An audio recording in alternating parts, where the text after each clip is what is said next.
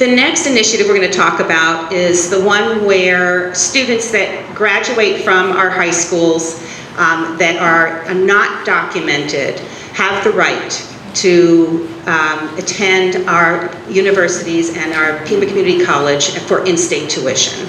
To me, there's no other side to this. And we are really, really happy. Today is the first time I'm meeting Karina Ruiz de Diaz.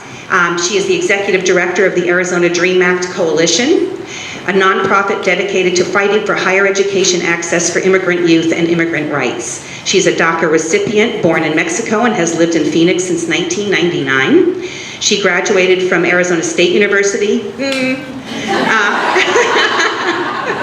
in May 2015 with a Bachelor of Science in Biochemistry. Karina has led and participated in countless actions locally and nationally, working towards uplifting the voice of the undocumented community. She has 3 U.S.-born sons, aged 20, 12, and 10.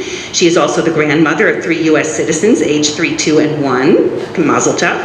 Her oldest son voted for the first time in 2018. Thank you. I'm really happy to be here with you all. Yes, it has been a journey.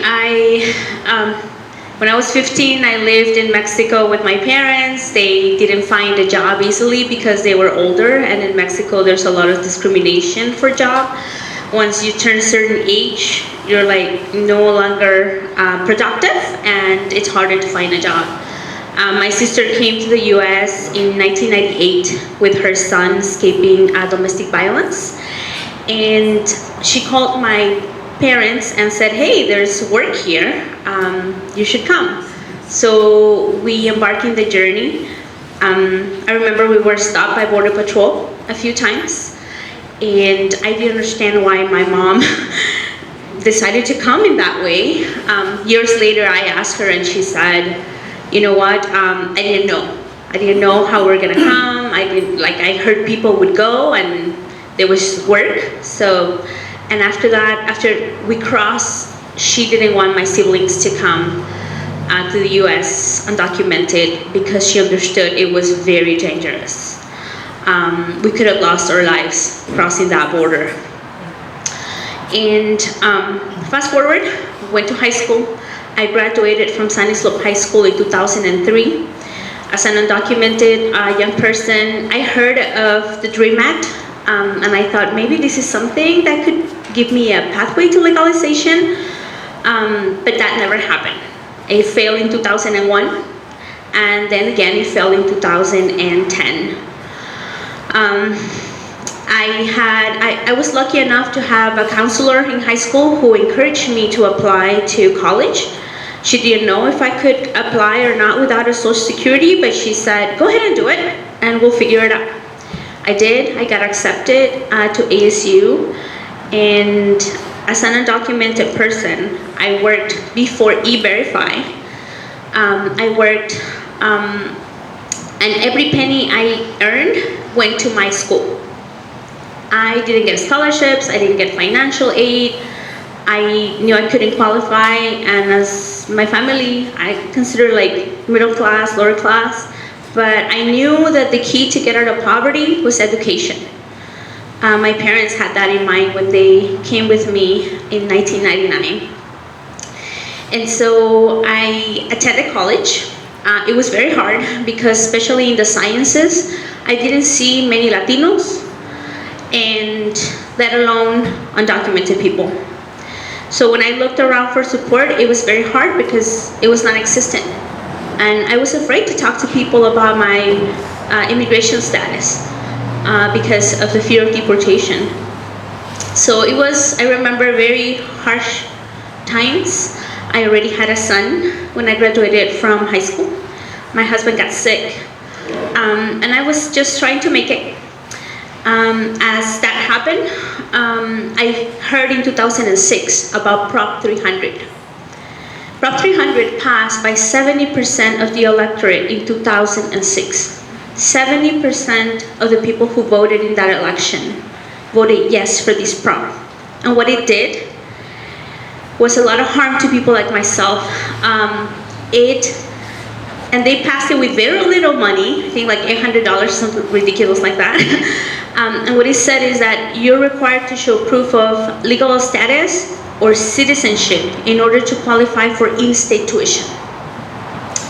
What did that mean for people like myself? I was going to college already. My tuition tripled overnight. I could not afford it. And I had to make a decision of dropping out.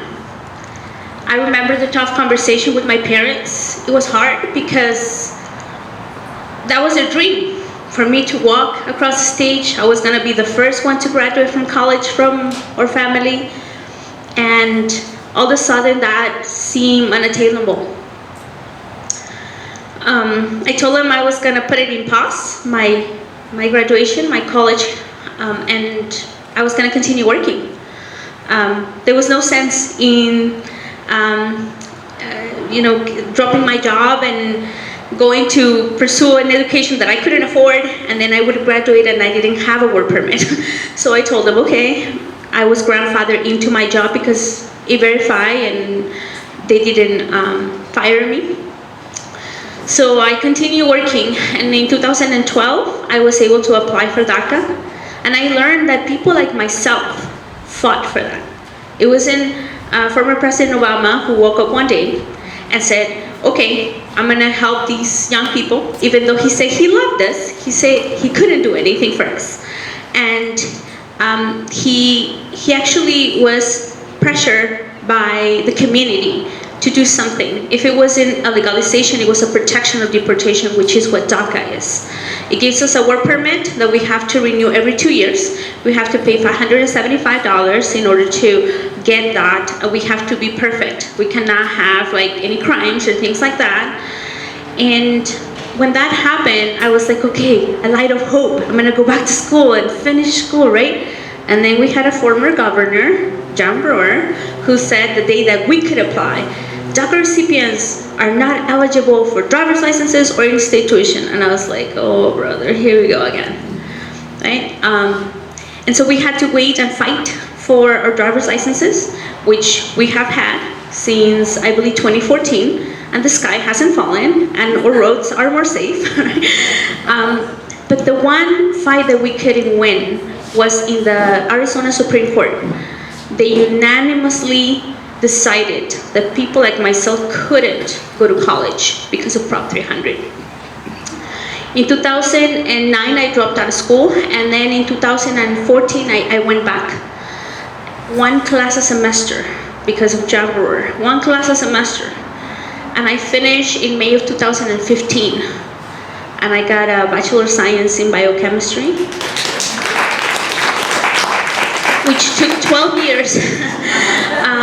And not because I wanted to, but because of people not knowing about my story and thinking that I was somehow taking something away from people who were born here, which is totally not true. But I couldn't come out and say my story because of fear. The fear in the undocumented community is very real, and that's why people sometimes don't understand our situation. So fast forward, I became a leader in ADAC, the Arizona Dream Coalition, which was a hub for me to get empowered, and I learned about ways to change our realities. And with a lot of work from different community members and organizations, Prop 308 came about and was put in the ballot for this November. And what it does is if a student has graduated from high school in Arizona, and if they have lived here for 2 years, then they will qualify for in-state tuition, because in this proposition, regardless of the status, in the proposition it does state that it eliminates that part of Prop 300 that involves students. However, there's two pieces that people should know about Prop 300 that are still damaging our community, which is Prop 300 has three components. One is the eligibility for in-state tuition. The other one is adult classes. So in order to have access to adult classes, you have to be a legal resident or a citizen And in order to have childcare, that's the third thing, childcare for mixed status families or undocumented families, immigrant children, you have to show legal status or citizenship. And these two pieces were left out of Prop 308 because of the reasons we have already mentioned. They want to make it harder for us to include many things, and so it's so important that people understand that. And yes, we want you to vote yes on 308. It's a first step for students that have graduated from Arizona high schools. However, we need to keep fighting for adult education for immigrants and childcare for mixed status families. And that is the next step. But with that, I would like to encourage you to vote yes on this first step in our journey to have a more equitable and a more educated society.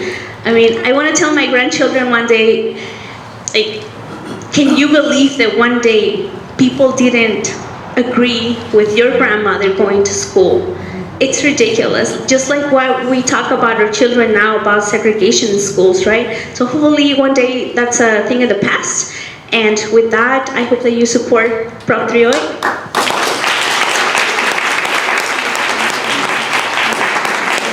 Thank you so much. Kat Ripley is on the board of Pima Community College, and we wanted Kat to talk to us about what her feelings are about what would happen in our community if we have in-state tuition for these students. So I want to welcome Kat, and I actually am so moved I forgot I have an introduction for Kat. Hold on. Okay. Kat Ripley was one of the first women accepted to the U.S. Naval Academy, where she earned a B.S. in engineering and political science. She served as a naval officer for 26 years in leadership tours that spanned across the globe, including 2 tours as a U.S. diplomat. While in uniform, Catherine taught leadership and military history at Harvard University, Boston University, Tufts, MIT, and Northeastern. She earned her master's degree in national security affairs at the Naval Postgraduate School in Monterey. She spent her final years in uniform as a defense attaché and counterterrorism expert. After her military retirement, she worked as an international business development executive at Raytheon in Tucson and as the executive director for the Pima County Democratic Party. She also taught political science at Pima College and the University of Arizona. She is currently a governing board member at Pima Community College, and would like to welcome Kat.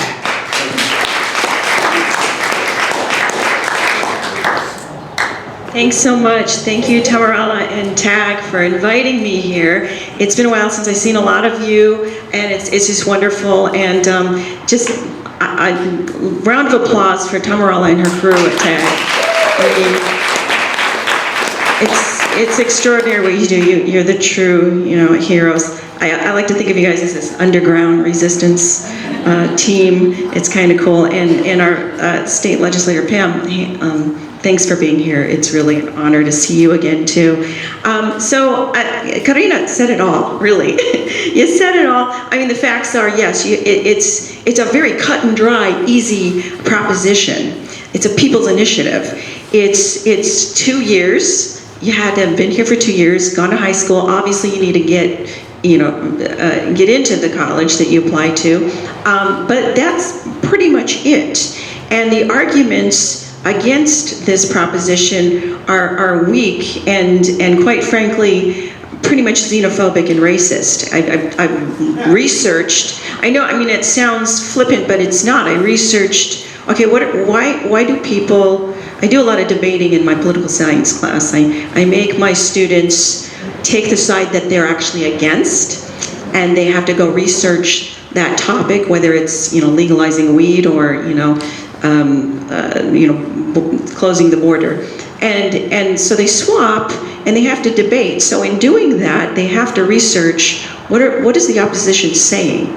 And I researched this one and I couldn't find anything other than just mean, vitriolic hatred and selfishness and really, quite frankly, racism and xenophobia. So with that said, this is, for me, it's a no-brainer. It was a bipartisan bill passed by the legislature a year ago, led by a Republican legislator, Paul Boyer, I believe is his name. So this does have bipartisan support. With that said, though, you never know. So we do need you all to go pass the word and, write on your cars, vote yes on Prop 308. Yeah, so I was an adjunct at Pima Community College and also at the University of Arizona, and I can tell you right now, even before the pandemic, graduation rates, actually attendance rates, enrollment rates in higher education is dropping. It's dropping a lot. It was happening before the pandemic, and it's been exacerbated. So what does that mean? Also exacerbated by the pandemic is firefighters. You're going to hear from a firefighter today. Frontline workers, people in any of the services. We're building this giant Center of Excellence at Pima Community College for advanced manufacturing, and we have 75 students on the waiting list just to learn skills about welding. So we need, and we're fighting for our tuition because we were zeroed out at Pima Community College about 9-10 years ago because of the recession, and also, truth be told, because Pima wanted to allow DACA students the opportunity for in-state tuition. And because of that, it pissed off the legislature and Governor Ducey, and we were zeroed out. We get no in-state, we get no state funding. So our money comes from tuition, and enrollment is declining, grants, and property taxes. So I'm going down that rat hole just to let you know that we need these students. And even if your argument was humanitarian or wasn't humanitarian, even if it was this isn't the right thing to do, we don't care about humanity and these people yearning to breathe free, as our Emma Lazarus wrote at the base of the Statue of Liberty. Even if it wasn't that, the statistics alone are incredible. I mean, in Arizona, I'm poli-sci, so I'm not good at numbers, I had to write these down. $28 million in earnings would be generated by about 3,600 DACA students or dreamers, undocumented, waiting to get into college and can't afford it because they can't afford out-of-state tuition. $28 million of earnings would be the potential. $4.9 million we get from taxes, from people that are immigrants here that are still undocumented. They're still paying taxes, and it's over 40 billion. I have a hard time with billion and million. Billion, $42 billion across the country that's brought in by our immigrants. We need more in our workforce. We need more people. So why are we prohibiting our students who have lived here most of their lives? A lot of them don't even speak their native languages. They speak English. A lot of them have never even been to their native countries. They are Americans by all sense of the word. By definition, they are citizens. When you look at the word citizen and citizenship, if it's not a piece of paper, it's these children who grew up here. And this proposition, which I think is wonderful, it does have limitations, as Karina suggested, but only 2 years. You have to have been here for 2 years, gone to high school, and it will allow you in-state tuition. So please, please, please pass the word. I mean, I have more I can talk about, but we have our speed dating going on. And again, Karina, multiply her by tens of thousands that have the same stories that she does, that are amazing, not just baseline contributors to our society, but amazing citizens that without them, we might not be able to function as a nation. Just the day-to-day operations of making a city work, a state work, a country work. So with that said, thank you so much. Please, please, please, put it on your cars, pass the word yes on Prop 308. Thank you. So there's two more speakers that I would really like to, these are not initiatives that are on our ballot. One of them should have been on our ballot, the reproductive rights, but we didn't have enough time to do it, whatever. They may be working on that again the next time around. And the other one is she's a teacher who's going to be speaking about not just the anti-universal voucher bill, but how important public education. So I would like to welcome Chelsea Ackery to talk to us.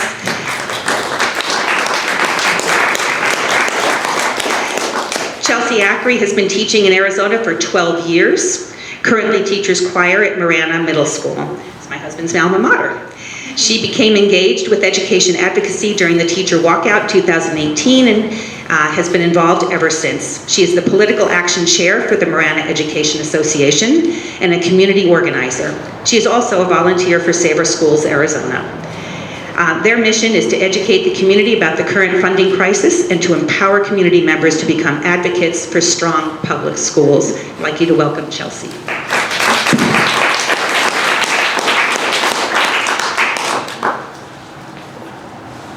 Thank you so much. The middle school teacher in me wants to give you all a stretch break because you've been sitting for a long time. So please feel free to, to stand up real quick.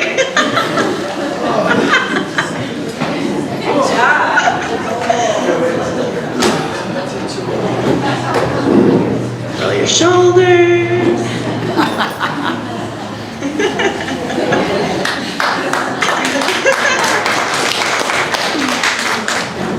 Could also lead you in some vocal warm-ups. Okay, so I'm going to talk to you, I'm going to try to keep this to about 5 minutes, but it's a pretty complex issue.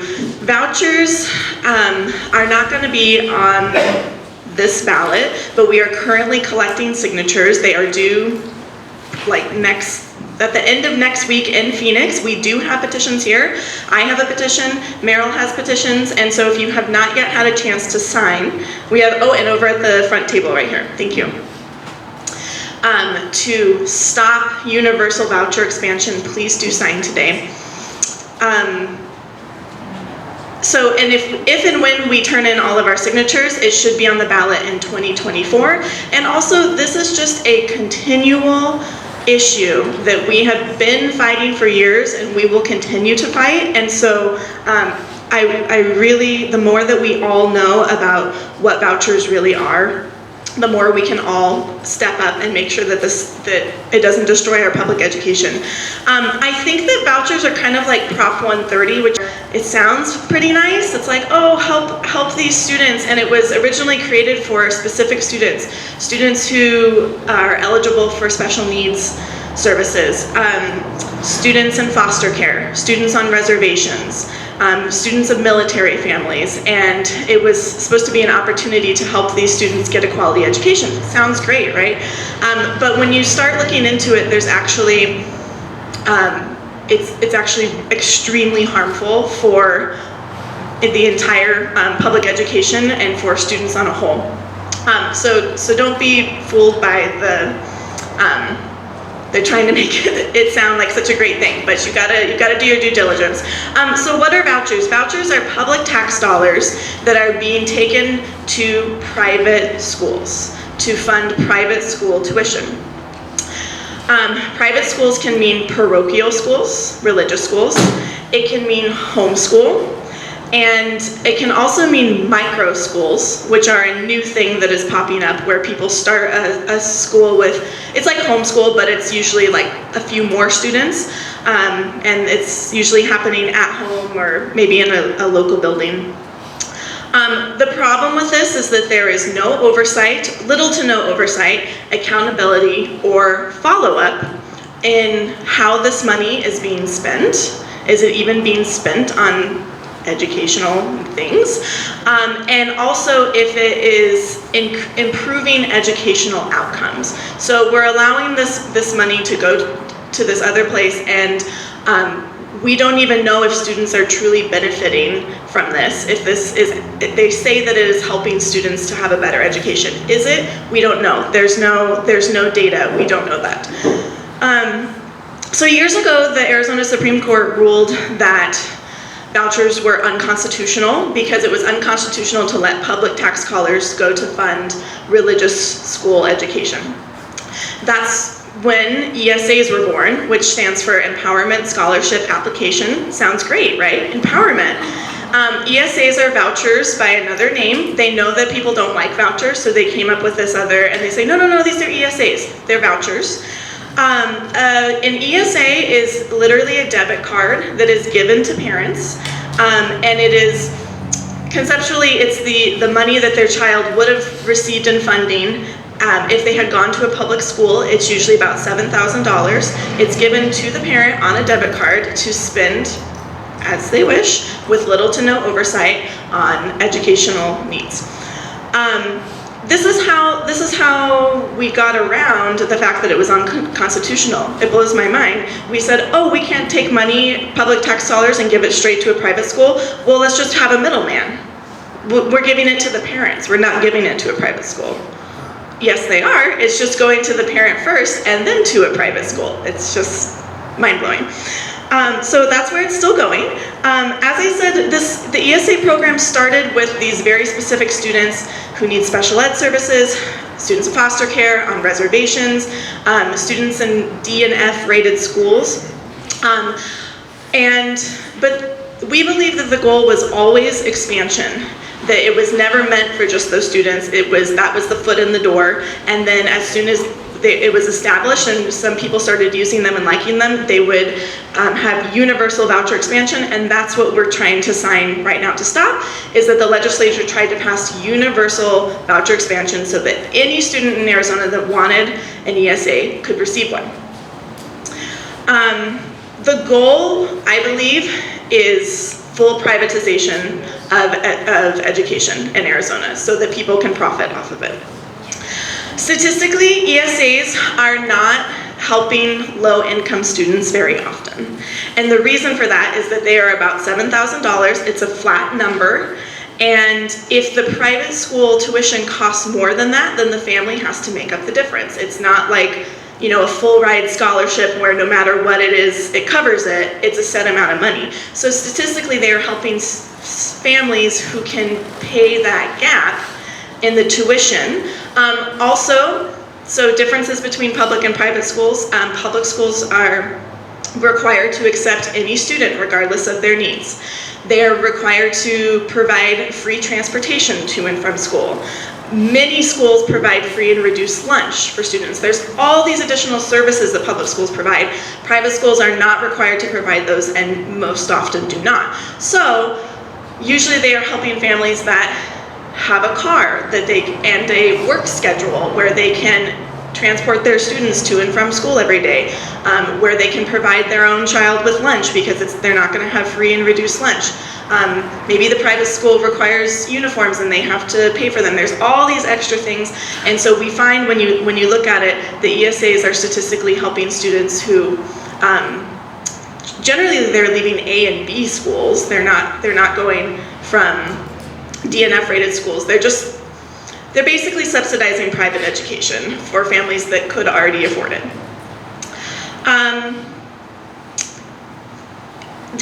If this is allowed to pass, universal voucher expansion, we're going to end up with a two-tiered system of haves and have-nots. The families that can take an ESA and have the means to transport their students and to fill in all those gaps, and the students who don't have the means for those things will be left behind in our severely underfunded public schools. So I'm hearing from a lot of people in my community that ESAs really helped my child, and ESAs are a good thing for Arizona and for education. And I believe that ESAs have helped some children, but does it help all children? And the answer is no. Public education is a core pillar of democracy, and the reasons that our public schools are struggling is severe underfunding and extremely low pay for the teachers and the staff that work them. That is why they are struggling. Thank you. It is not because they need competition, because we don't care about quality education. Everybody that works at a school is bending over backwards to provide the highest quality education that we can, and let me tell you, it is hard when we are stretched so thin. So the answer is not to flee public schools and to go to this private system and to create two tiers for the have and the have-nots. The answer is to fully fund public education. Yeah. Thank you. And vouchers will just simply drain money from the general fund and money that would be funding public schools. So in conclusion, one other really important point, and there's a lot of misinformation that I am hearing out there, and so please, I'm happy to talk to anybody that wants to talk after this, and we could talk about some of the, I don't want to take more of your time now, but there are some talking points that the opposition is using that are just flat out wrong. They're saying that this is about school choice. They're boiling it all down to school choice. School choice is a good thing, we need choice. And Save Our Schools, which I volunteer for, are being kind of villainized as that they are anti-school choice. They're not anti-school choice. They just simply want public schools to be funded. And so let me tell you about what choices we have in Arizona right now. Right now, you can choose to send your child to the neighborhood district school in your neighborhood. You can also, we have open enrollment across the entire state. You can also open enroll your student in a different school in your school district. You can also open enroll them in a public school in another school district.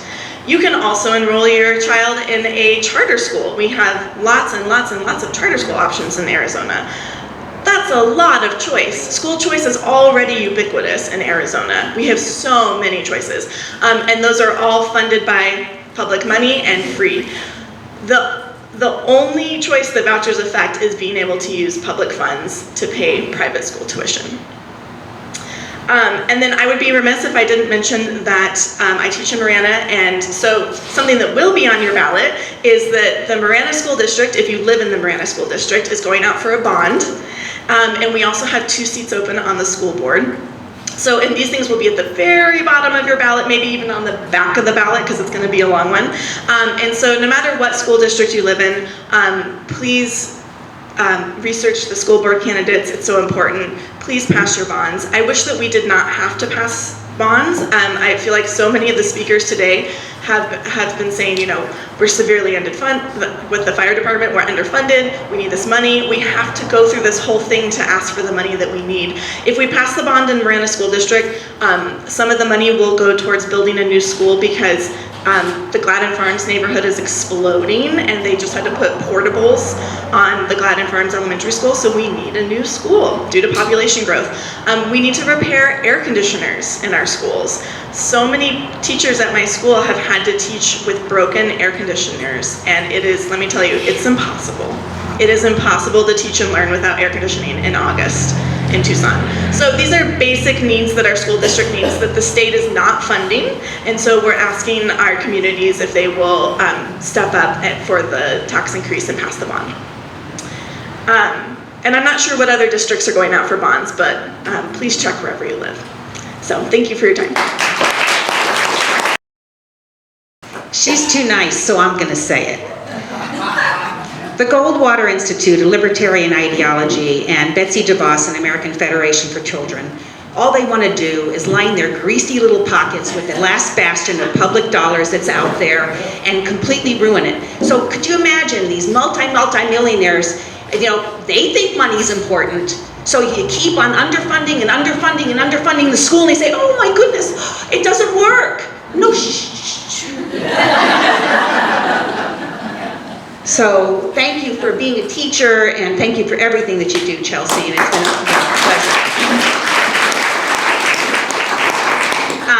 Our last speaker is Dr. Marilyn Medwid. Dr. Medwid is a 1978 graduate of the University of Arizona School of Medicine. Her OBGYN residency, completed in '82, was at the Albert Einstein College of Medicine in New York City. She's a board-certified OBGYN. She practiced in Phoenix from '82 to 1990 at Cigna, and in Tucson practiced at Thomas Davis. That's where my kids were born, 1990 to 1992, and Office of Gynecology at the UMC Banner, 1998 to 2021. She's here to talk to us about women's reproductive care.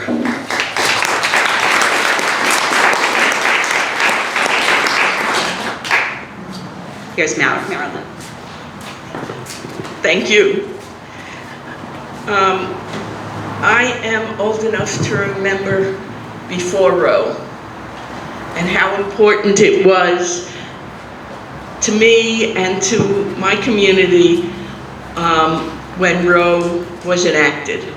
I can still remember where I was the exact minute that I heard that. So it's a little devastating to me that Dobbs has come into effect. I'm going to start with the laws in Arizona as they stand now, maybe. And I say maybe because there are 3 different laws.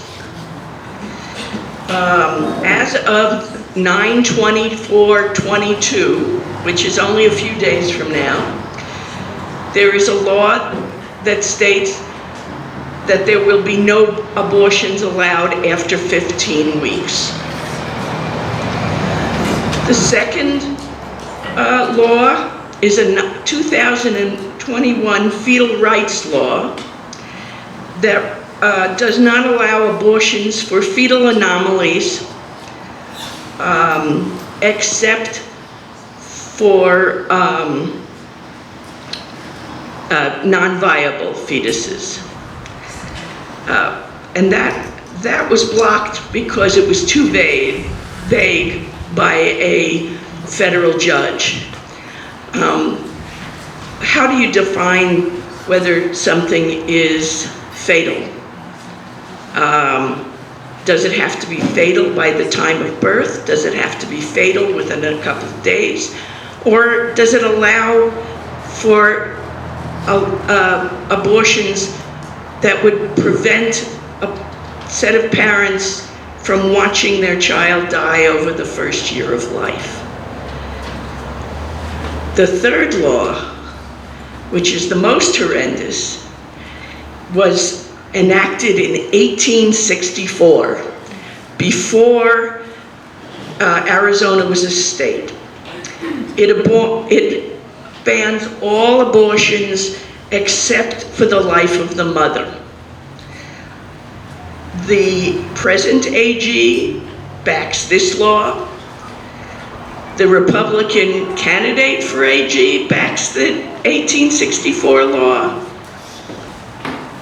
While the Democrat, Mays, feels that all 3 are under dispute and should not be enforced at this time.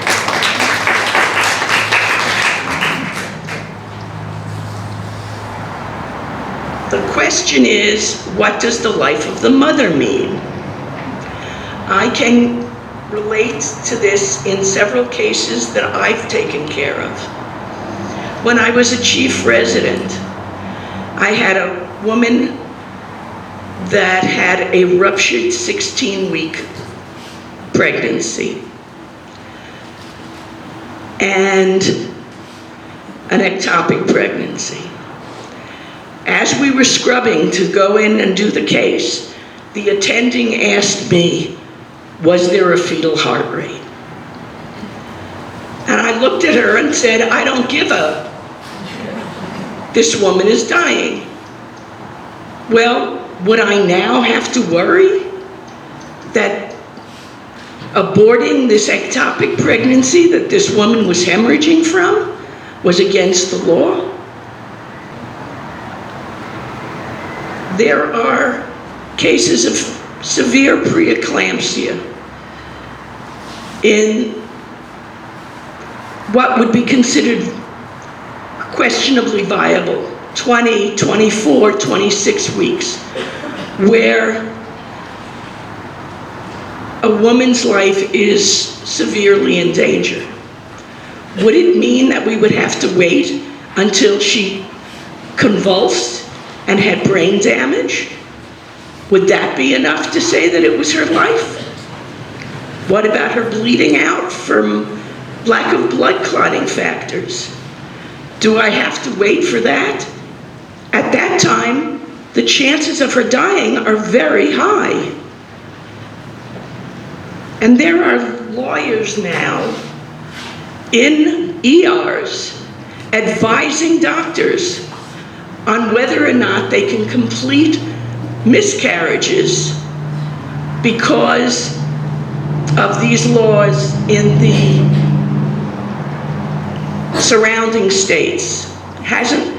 Well, actually, most of the states surrounding us, thank God, are allowing abortion, but the southern states and Utah do not. There are women with severe heart disease that never should be pregnant. Do I have to wait until she goes into severe heart failure before I terminate this pregnancy? The life of the mother is not clear, and legislators are practicing medicine without a license. They have no right to tell a doctor how to take care of a patient. In addition to this, I'm a firm believer in a woman's right to choose. I can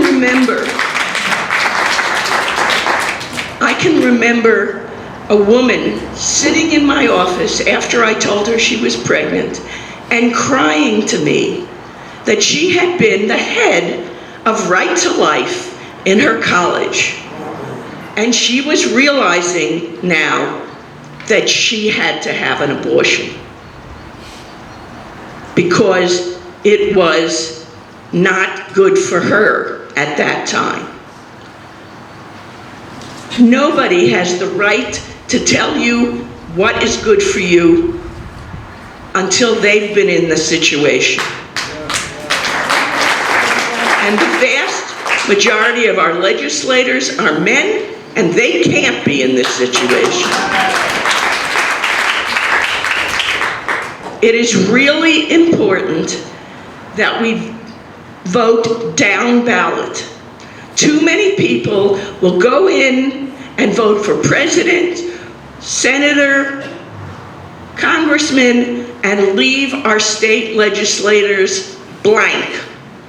We are very close to having a blue legislature, only by a few legislators. Please encourage everybody to vote blue for their state legislators. The rights of women are truly on that ballot. In addition, of course, senators and congressmen are also very important. I'm sure that most of you have already heard that Lindsey Graham has introduced a bill to make it illegal across this country to have abortions. I can't believe I'm still having to fight for this, but I am, and hopefully you will too. Thank you.